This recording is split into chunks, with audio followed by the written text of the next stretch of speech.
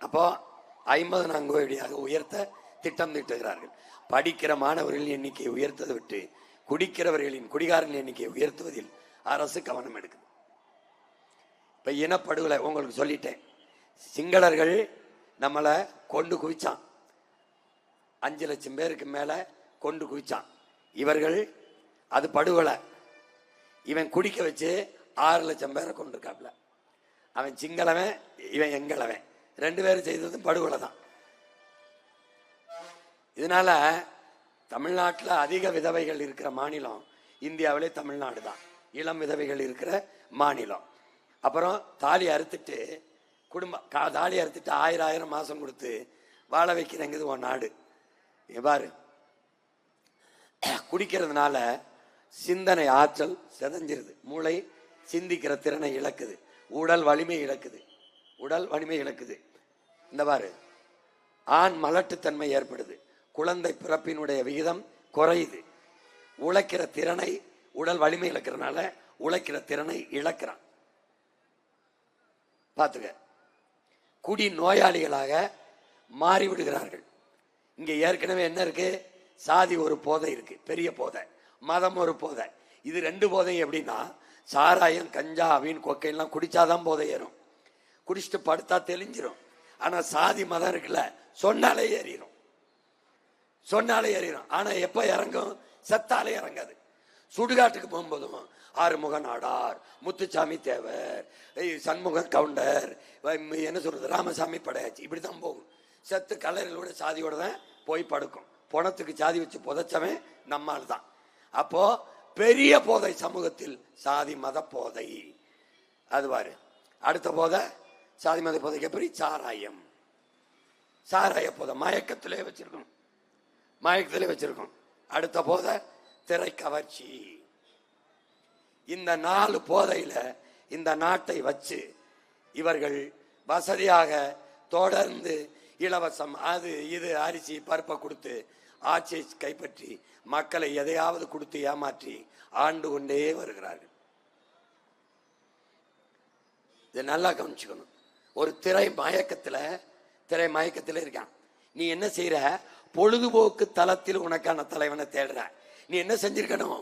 போராட்ட களத்தில் உனக்கான தலைவனை நீ தேடி இருக்கணும். உனக்கு புரியுதா? கேரளாவில் சினிமா இருக்கு, மேற்கு வங்கத்தில் சினிமா இருக்கு, மகாராஷ்டிராவில் சினிமா இருக்கு, எல்லா மாநிலத்திலும் இருக்கு. எவனு நடிகனை நாடாள வான்னு கூப்பிடல. நீ என்ன ஒரு கோட்பாடு? அரிதாரத்தை அழிச்ச உடனேயே அதிகாரத்தை தா, ஒப்பனையை கலைச்ச உடனேயே அரியணையை தா. இது எப்படி இருக்கு? இங்க பாரு, அமெரிக்கா மாப்பிள்ளை டாக்டர் இன்ஜினியர் கிடையாது, ஸ்ட்ரைட் ஹீரோ தான். நேரடியா கோட்டையில போய் உட்கார்ந்துடணும். இப்ப நீங்க என்ன சொல்ற? நீங்கள் நடித்தால் நோட்டை கொடுப்போம் வாழ்வதற்கு, நடிக்கிறதை நிறுத்தினால் நாட்டை கொடுப்போம் ஆள்வதற்கு. இந்த நிலைப்பாட்டை கற்றறிந்த பிள்ளைகள், அறிவு சமூகம், பேரன்பு மிக்க என் பெற்றோர்கள் ஏற்கிறார்களா எதிர்க்கிறார்களா? இதுதான் உங்க அண்ணன் முன்வைக்கிறது. இந்த 4 மயக்கத்தில் இருக்கிறவனை ஒண்ணுமே நீ செய்ய முடியாது. இந்த பாரு, என்ன உனக்குனா இவனுக்கு என்ன சொல்லி போதிப்ப? நம்ம அப்பா என்ன சொல்றாரு? தமிழகத்தை தலைகுனிய விட மாட்டேன். எல்லாம் குடிச்சிட்டு தெருவில் விழுந்து கிடக்குறான். எங்கிட்டு நம்ம வேணா சொல்லலாம். என்ன சொல்லணும்? நம்ம ஐயா தலை நிமிர உங்களை விட மாட்டேன். அவன் தான் தலை தொங்கி பித்துறான். இப்ப பாத்தியில எப்படி தொங்குனான்னு பாத்தியில. இப்ப என்னன்னா, இந்த இங்க பாரு, போதைகளையும் மது போதைகளையும் திரைக்கவர்ச்சியிலையும் பொழுதுபோக்கிலையும் போதையிலையும் இருக்கிற மக்களை, கவர்ச்சியிலும் இருக்கிற மக்களை புரட்சிக்க ஒருபோதும் தயார் செய்ய முடியாது. நல்லா கவனிச்சுக்க. அவனுக்கு ஒன்றும் தயார் செய்ய முடியாது. நீ அடிமையா இருக்க, உனக்கு உரிமை இல்லை, நீ கஷ்டப்படுற, நீ உனக்கு இதெல்லாம் உன்னுடைய உரிமை, இது செய்ய வேண்டியது உன் கடமை, என்ன போதிச்சாலும் மண்டையில ஏறாது. பொழுதுபோக்கிலையும் கேளக்கையிலையும் போதையிலையும் நாட்டம் கொண்ட மக்களை புரட்சிக்கு தயார் செய்ய முடியாது. அதுக்குள்ளதான் உங்க அண்ணே 15 வருஷமா கத்தி கத்தி செத்து 36 லட்சம் புரட்சியாளர்களை உருவாக்கி, எப்படி 1-2 இல்ல 36 லட்சம், எப்படி மக்கள் ராணுவம் எல்லாரும் மாநாடு நடத்திருப்பான். நீ பார்த்திருப்ப. உங்க அண்ணன் நம்மளும் நடத்தினான். ராணுவம் போல இருப்பான். ராணுவ அணிவகுப்பு போல இருப்பான். ஏன்? அவனை உருவாக்குனதான் அண்ணன். அவங்க அண்ணனை உருவாக்கியவன் ஆக பெரும் தலைவன். ஒரு ராணுவ ஒழுங்கு கட்டமைப்பு. 36 லட்சம் புரட்சியாளர்களை உருவாக்கியிருக்கேன். 3வது பெரிய கட்சியாக ஓட்டுக்கு ₹1 கொடுக்காம, சாதி மதம் சொல்லாம, சாராயம்படம் கொடுக்காம 3வது பெரிய கட்சி வரும்போது, உங்க அண்ணன் வரும்போது இவன்லாம் ஒரு ஆளான்னா, இப்போ இவன் தான் ஒரு ஆளுங்கிறான். 234 தொகுதியிலையும் சீமான் தனியாக போட்டி என்று சொன்னபோது 234 பேர் கட்சியில இருக்கானான்னு கேட்டவன் இன்னும் இருக்கான். எல்லாருக்கும் சீட்டு கொடுக்க ஆள் இல்லாம யாராவது கூட்டணிக்கு ஓடியா, நீ வருவியா நான் வரியான்னு ஒருத்தனையும் கூப்பிடல. 234ல 634 தொகுதி இருந்தாலும் தனித்து எல்லா இடத்திலையும் வேட்பாளர் நிறுத்துகிற ஆற்றலை கொண்ட தளபதிகளை, தம்பி தங்கைகளை கொண்ட ஒரு கட்சி நாம் தமிழர் கட்சி. என் பிள்ளைகளுக்கு கட்சிக்கு எவ்வளவு கொடுப்ப, தொகுதிக்கு அளவு செலவு பண்ணுவேன், எத்தனை கோடி பணம் வச்சிருக்க, ஒன்னும் கேட்கல. என் பிள்ளைகிட்ட அறிவு இருக்கா, அரசியல் இருக்கா, தன்னலமற்று உழைக்க வேண்டும்ங்கிற எண்ணம் இருக்கா, இந்த நிலத்தில் இந்த வேறு அரசியலை, நல்ல அரசியலை உருவாக்க வேண்டும் இருக்கா, கல்வி இருக்கா, உழைக்க வேண்டும்ங்கிற உடல் வலிமை இருக்கா, தூய்மையான நேர்மையான எண்ணம் இருக்கா? பார்த்தேன், நிறுத்தினேன். புரியுதுன்னு நினைக்கிறேன். இப்ப இங்க பாரு, எல்லாம் கொடுத்துருவான். இலவச திட்டம் எதுல கொடுக்குறான்? நம்ம அப்பன் குடிச்சு கொடுத்த காசுல 50,000 கோடியில 6,800 கோடி எங்க போகுது? வங்கி கணக்கு 1,31,00,000 பேருக்கு போட்டிருக்கு. பார்த்துக்க.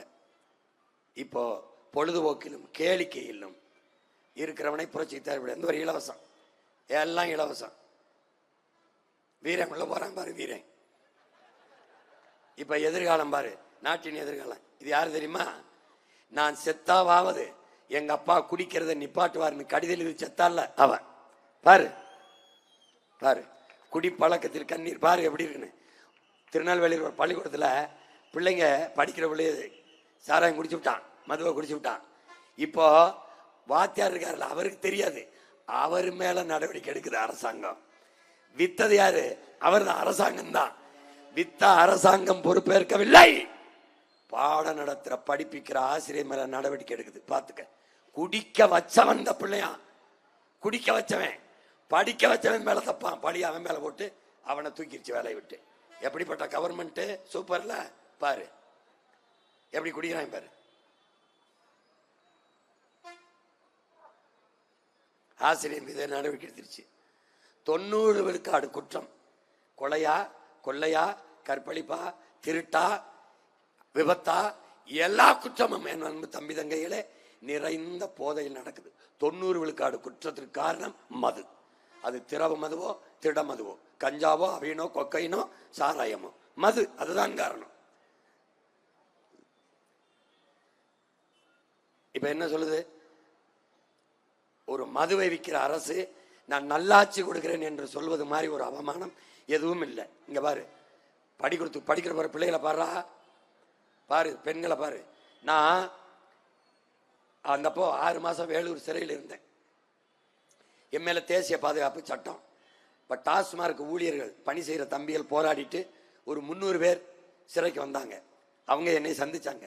சந்திக்கும் போது என் தம்பியெல்லாம் என்னோட பேசிக்கும் போது அவங்க சொல்லி வருத்தப்பட்டதை நான் அப்படியே பதிவு பண்ணுறேன். அண்ணா, படிக்கிற பிள்ளைங்க, சின்ன சின்ன பிள்ளைங்க சீருடையோட இந்த டாஸ்மார்க்கில் குவார்டர் ஆஃப் பீர் கேட்கும்போது மனசு வலிக்குதுண்ணா. ஏன் பாப்பா அதெல்லாம் செய்கிறீங்கன்னா? உங்கள் அப்பங்காசுல குடிக்கிறேன், கொடுத்தா கொடுன்னா வேற கடைக்கு போவான்னு கேட்குதுங்கண்ணா. மனசே வலிக்குதுண்ணா. தயவு செய்து நீ எப்படியாவது வென்று இதை சனியனை மூடி தொலைனான். நான் கேட்டேன், நீங்கள் வேலைக்கு என்னடா செய்வீங்கன்னு கேட்டேன். அண்ணா, நாங்கள் பிச்சை எடுத்து கூட பொழைச்சிக்கிறோம்ண்ணா, தயவு செய்து இதை மூடிடுனான். நான் சொல்றேன், நான் ஏன்டா உன்னை பிச்சை எடுக்க விட போறேன்? நான் உனக்கு அரசாங்க வேலை தாரேன், ஆக சிறந்த அரசாங்க வேலை தாரேன்னு. பாரு, நம்ம பிள்ளைய கூடி குடிக்கிறத பாரு, கூடி படிக்கிறது இருக்குது. கம்பைன் ஸ்டடி, இது கம்பைன் குடி. சிரிக்காத பாரு இந்த பொம்பளை பிள்ளை. நான் அந்த முகத்தை மறைச்சு விட்டேன், நாளைக்கு எதிர்காலம் பிள்ளைகளுக்கு பாதிக்கப்படும்னு மறைச்சு விட்டேன். இங்க பாரு நம்ம வருங்காலத்தை பாருடா, நாட்டின் எதிர்காலம். தமிழ்நாடு அரசு, ஐயா ஸ்டாலின் அரசு, ஐயா எடப்பாடி அரசு எப்படி தள்ளாடுதுன்னு பாருடா. திருநெல்வேலியில பள்ளிக்கூடத்துக்கு போறவன் பைக்குள்ள அருவாரோட போறேன். ஏன்? கஞ்சா கஞ்சா. இந்த பாரு இவர் யாரு தெரியுமில? யாரு? மகாராசா, வீரன் வீரன். ஏடா சோழ மகாராசா கால் மேல காட்டு விட்டு படுத்திருக்காப்ல. ஒரு பெண்ணை பாரு, இங்க பாரு திருத்தணியில 5-6 பேர் சேர்ந்து வெட்டி கொள்றத பாரு, பூரா கஞ்சா. கொலை செய்யறவங்க எத்தனை பேர்? எத்தனை வயசு? 18 இருந்து 20 வயசு. பார்த்துக்க எப்படி பாரு. எத்தனை விபத்துக்கு காரணம் பாரு. எப்படி வண்டி ஓட்டி போறான் பாரு. அங்க ஓடி போய் இடிச்சு எல்லாரையும் கொள்றான். யாரு? வீரன் தான், உள்ள இருக்கிற வீரன். பார்த்துக்க. நான் கொஞ்சம் காட்டுறேன், நேரம் அதனால அண்ணன் ஒரு துளி காட்சியை காட்டிட்டேன். இப்ப என்னன்னா, இவர் மறு அருந்தி விட்டு வாகனம் ஓட்டாதீர்கள், ஊது, குடிச்சிருந்தா தண்டம்.